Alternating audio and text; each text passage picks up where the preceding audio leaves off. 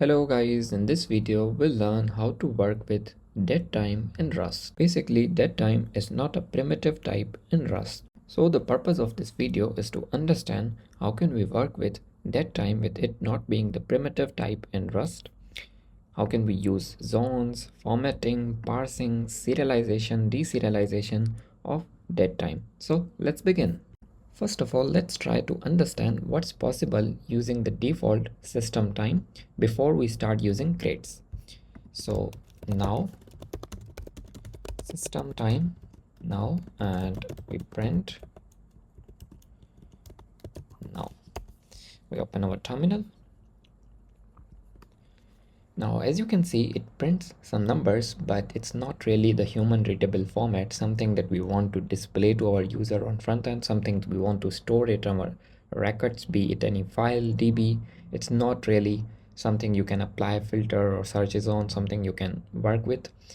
So that's pretty much what is possible using the default system time.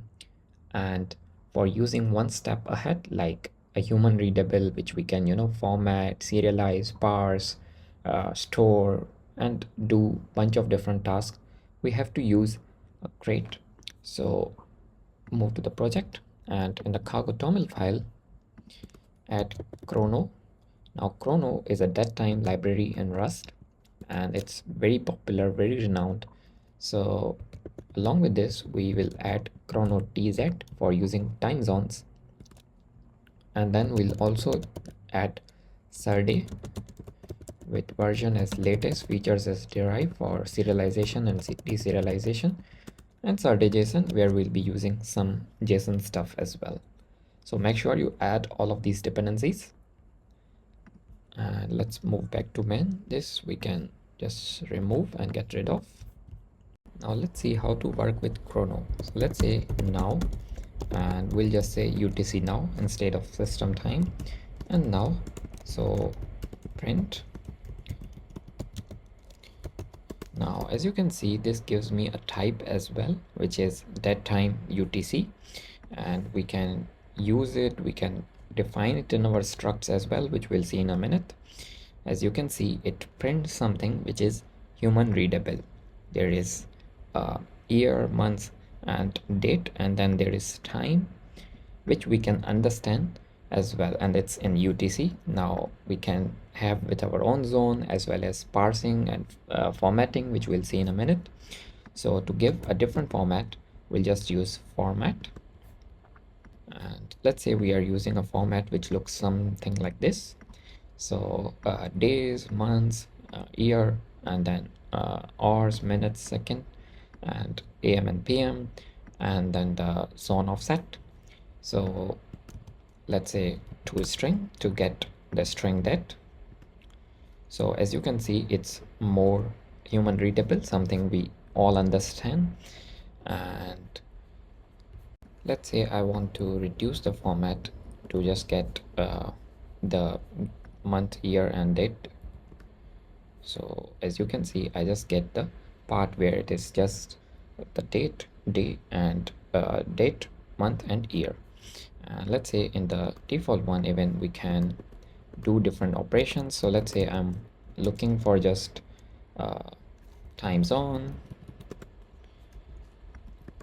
and as you can see, and similarly, let's say if I'm just looking for day, so I can get the day, so it's 21st day of the month.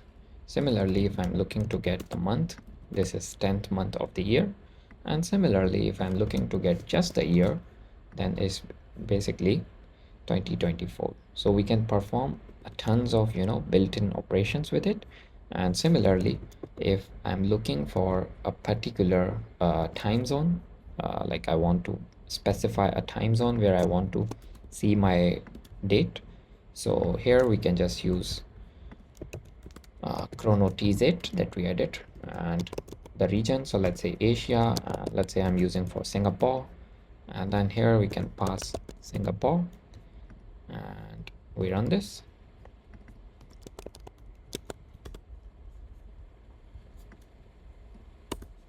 Yeah, now let's run this. Okay, as you can see, it gives me date and time, which is current Singapore time, the time where I'm recording this video as well. So this is basically related to time zone. We can get the date time with a particular time zone.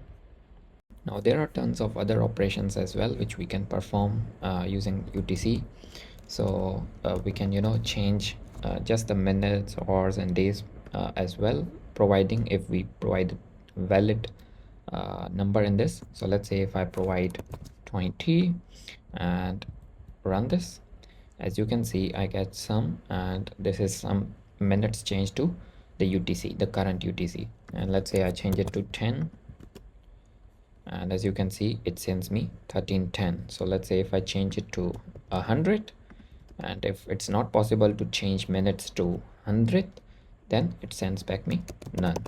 So there are different other similar you can try with day, with time.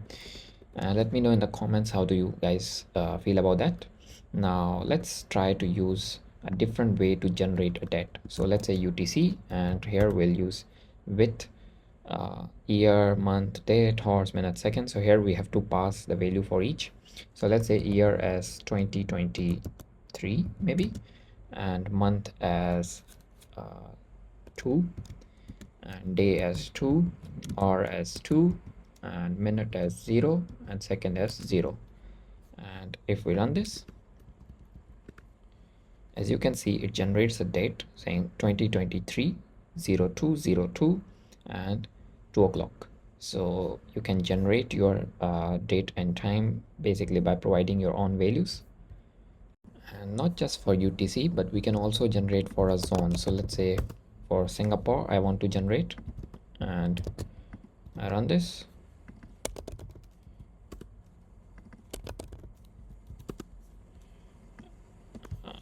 Okay, as you can see it generates for Singapore, and as it says that zone is +8 instead of +0 as the default UTC.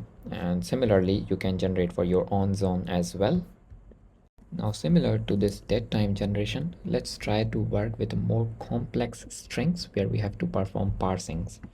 So let's say date time, and here we can just do parse from str, and here we have to provide our date time and its format. So let's say the date time that we provide is 02 Jan 2022, and let's say 12 p.m. and plus 0800 as my zone, and then here we can pass the format. So let's say person D and person B, person Y, and person H, and then we have person M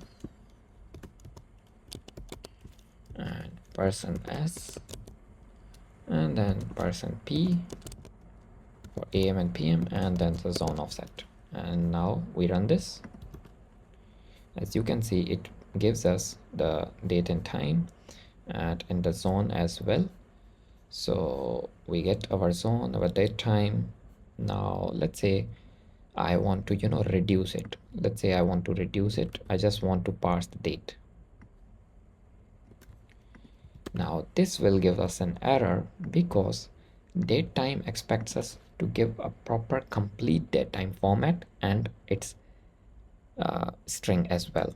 So if we want to work with something which is like say incomplete date or incomplete time, then we have to use nav date.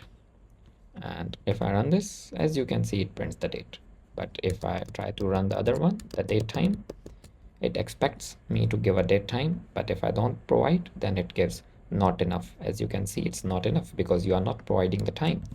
But if I provide just the date and run with nav date, it works. As you can see it gives us a result.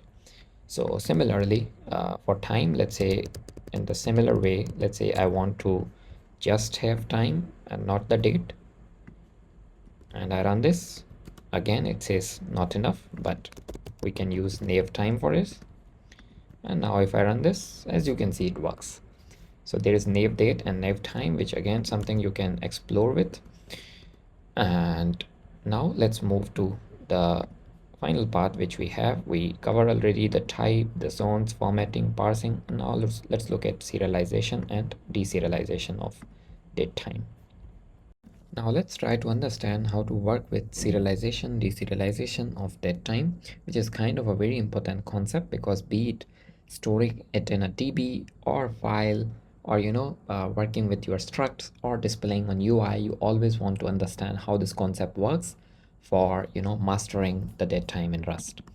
So struct, let's say we have a struct event, its name as string and when as date time. Here we can pass a zone, so either we pass a time zone or we just default it to UTC, which is mostly the practice that everyone follows while storing dates in DB or any other place. We usually create the field as UTC time zone, and we want to have an UTC so we can easily parse based on users time zone, or basically convert those.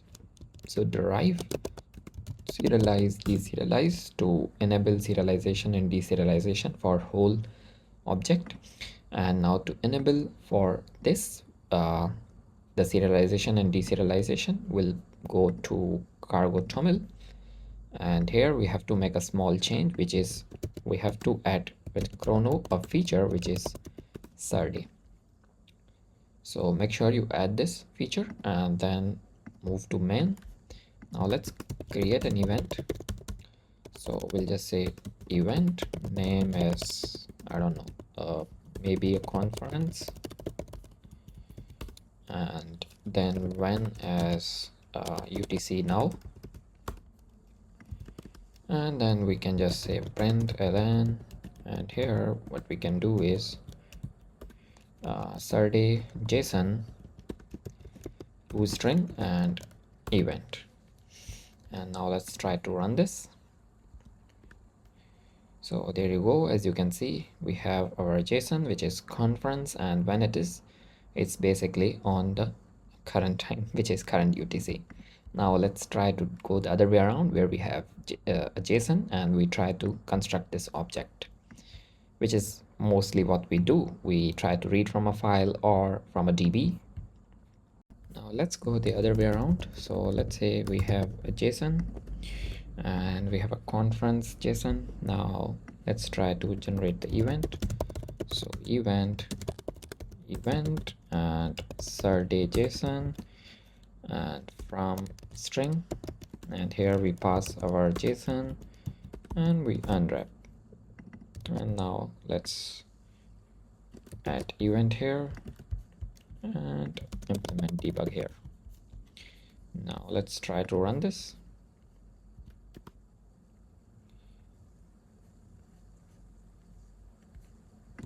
This is name. Okay, so we get our conference, and when is it? We get it printed. So that's how you can work with date time. And now here, since we have our object, we can even make it mutable and convert the type as well. Instead of making it time zone UTC, we can convert it into a different time zone as well. So that's all for date time in Rust. I hope you understand and learn something new today. If you do, like the video, share with your friends. I'll catch you guys in the next video. Bye bye.